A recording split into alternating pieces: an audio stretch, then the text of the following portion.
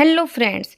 हम सभी के घरों में दोपहर के लंच में चावल तो बनते ही हैं, लेकिन कभी ज़्यादा कभी कम कुछ चावल बच जाते हैं। आज मैं उन बचे हुए चावलों से ही एक ऐसी रेसिपी शेयर करने जा रही हूँ जो बच्चे और बड़े दोनों को बहुत ही पसंद आती है। इसे बनाना भी बहुत आसान है और इसे हम लंच बॉक्स में भी दे सकते हैं। आइए वीडियो शुरू करते हैं।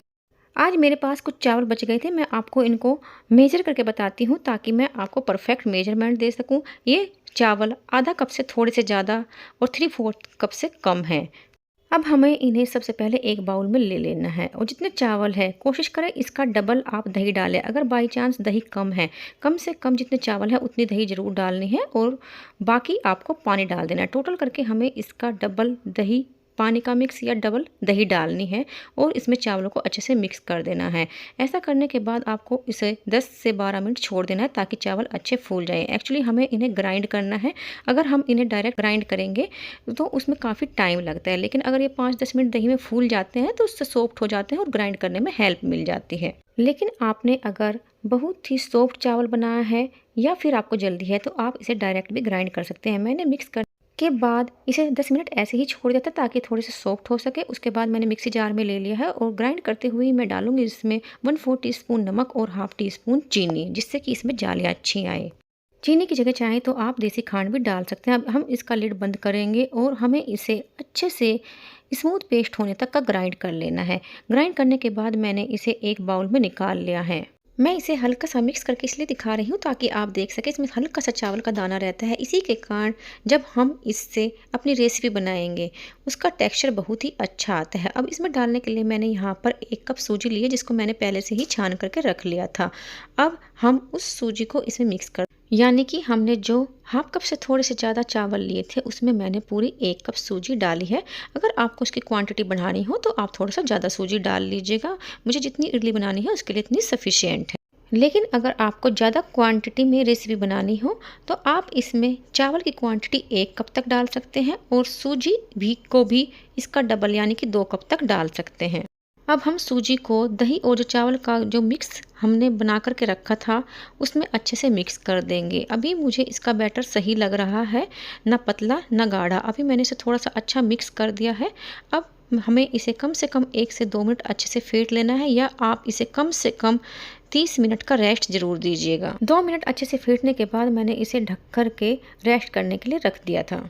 30 मिनट बाद आप सूजी का टेक्सचर अच्छे से देख सकते हैं। सूजी हमारी अच्छे से फूल गई है और जो हमने बैटर बना करके रखा था वो भी काफ़ी थिक हो गया है। इसलिए मैं यहाँ पर 1 से 1.5 टेबल स्पून पानी डालूंगी और इसकी कंसिस्टेंसी को एडजस्ट करूँगी। अब आपको देखकर थोड़ा सा तो आइडिया लग ही गया होगा कि मैं क्या बनाने वाली हूँ। एक्चुअली मैं बचे हुए चावल की इडली बनाने वाली हूँ जो काफ़ी टेस्टी बनती है।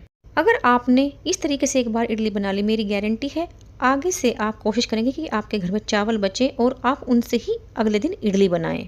इडली का बैटर हमारा तैयार हो चुका है। अब हम एक तड़के की तैयारी कर लेते हैं। इसके लिए मैंने 1 टीस्पून तेल गरम होने के लिए रख दिया है। तेल के गरम होने पर हम डालेंगे इसमें 1/4 टीस्पून से थोड़ा सा ज़्यादा राई और उसके बाद थोड़े से करी पत्ते। करी पत्ते को हमें हाथ से तोड़कर डालना है ताकि इनका फ्लेवर निखर करके आए। जब करी पत्ता और राई हमारी अच्छे से भुन जाए उसके बाद हम इस तड़के को जो हमने बैटर तैयार करके रखा था उसमें डाल देंगे। तड़का पैन में भी काफ़ी सारा तड़का लगा रहता है, उसको भी हम थोड़ा सा पानी डाल करके इसी बैटर में मिक्स कर देंगे। अगर आप चाहें तो तड़का लगाते हुए इसमें थोड़ी सी रोस्टेड चना दाल और उड़द की दाल भी डाल सकते हैं। अब तड़के को हम अपने बैटर में अच्छे से मिक्स कर लेंगे। अगर आपको ये रेसिपी सुबह बच्चों के टिफ़िन में देनी है तो आप इतनी तैयारी रात में करके फ्रिज में रख दीजिएगा और सुबह उठ करके इडली गर्म आप बना करके बच्चों के लंच बॉक्स में दे सकते हैं। अब हमारा बैटर तैयार हो चुका है। अब हम लेंगे इडली स्टैंड की प्लेट्स और उनको हल्का सा ग्रीस कर लेंगे। अगर हम उन्हें ग्रीस नहीं करते तो हमारी इडली प्रॉपर शेप में नहीं निकल पाती है और थोड़ा मुश्किल भी होता है उनको निकालना, इसलिए ग्रीस ज़रूर करें। अब हम डालेंगे इसमें इनो। इनो का जो रेशो होता है वो 1 कप सूजी के लिए 1 सैशे यानी कि 1 टीस्पून हमें डालनी होती है। 1 सैशे में 5 ग्राम इनो आती है और यहाँ पर हमने 3/4 से कम चावल और 1 कप सूजी, यानी कि 1 कप सूजी के लिए हम 1 इनो का सैशे और 3/4 से कम चावल के लिए हम आधा सैशे यानी कि टोटल 1.5 टीस्पून या 1.5 सैशे इनो का डालेंगे। उसके ऊपर डालेंगे थोड़ा सा पानी ताकि जो इनो है उसके अच्छे से बबल्स बने और इन बबल्स को हमें इडली बैटर में मिक्स कर देना है। कई बार क्या होता है कि जब हम इनो बैटर में डालते हैं उसे डायरेक्ट मिक्स करते हैं, जब इडली बन जाती है खाने में इनो का टेस्ट आता है। वो इसीलिए आता है क्योंकि हमने इनो डायरेक्ट डाल करके बैटर में मिक्स किया है। इनो के ऊपर पहले थोड़ा सा पानी स्प्रेड कीजिएगा 1 टीस्पून के लगभग, और उसके बाद जब वो झाग बने उनको हमें इडली बैटर में मिक्स करना होता है। इससे हमारी इडली में कभी भी इनो का टेस्ट नहीं आएगा। कुछ लोग इसमें सोडा भी डालते हैं, लेकिन मुझे सोडे वाली इडली पसंद नहीं है और सोडे से इनका कलर भी चेंज हो जाता है। इनो से वाइट वाइट इडली बनती है और टेस्ट भी अच्छा आता है। अब हमने जो इडली प्लेट ग्रीस करके रखी थी, थोड़ा थोड़ा बैटर उसमें डालेंगे और जितनी प्लेट में ये बैटर आएगा उतनी प्लेट में हम अपनी इडली बनने के लिए रख देंगे। अगर आप चाहें तो इनके बीच में आलू की स्टफिंग भी लगा सकते हैं। नेक्स्ट टाइम मैं कोशिश करूंगी कि आपको स्टफ इडली भी बनाना सिखाऊं। अभी मैं सिंपल इडली बना रही हूं। इस तरह से करके मैंने जो हमने बैटर बनाया था सारा इडली प्लेट में फिल कर दिया है। अब हमें इडली स्टैंड की रोड लेनी है और उसमें हमें इन प्लेट्स को इस तरह से एडजस्ट करना है कि जो होल बने हैं, दूसरी प्लेट के होल के ऊपर नहीं आने चाहिए, बल्कि नीचे वाली इडली के ऊपर आने चाहिए, ताकि नीचे वाली इडली में जो स्टीम बने वो ऊपर वाले होल से पास आउट हो जाए और हमारी इडली अच्छे से और जल्दी से कुक हो जाए। और इससे ये भी होता है कि इडली के ऊपर होल आने से उसकी स्टीम निकलती रहती है, इससे दूसरी इडली पर पानी भी नहीं आ पाता है। इतने बैटर से मेरी टोटल 12 इडली बनकर तैयार हुई है।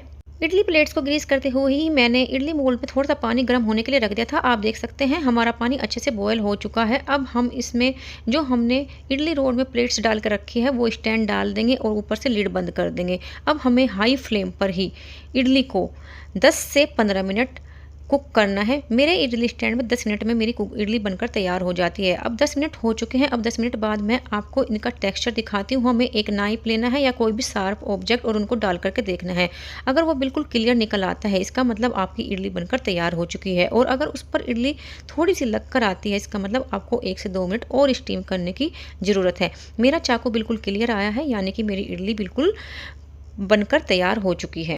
अब आप भी इन इडलियों को मेरी तरह कोकोनट चटनी और सांभर के साथ गर्मा गर्म सर्व कर सकते हैं। मैं एक बार आपको कुछ इडलियां उल्टा करके दिखा देती हूँ। आप देख सकते हैं हमारी इडलियों में प्रॉपर जाली बनकर आई है। और इस तरीके से जो हम बचे हुए चावलों से इडली बनाते हैं, उससे जो इडली का टेस्ट आता है वो बिल्कुल मार्केट स्टाइल ही आता है। अगर आपने कभी इस तरह से इडली नहीं बनाई है, आप एक बार इस रेसिपी को जरूर ट्राई कीजिएगा। अगर आपको मेरी वीडियो पसंद आई हो, कमेंट बॉक्स में लिखकर जरूर बताइएगा। Thanks for watching. Bye bye.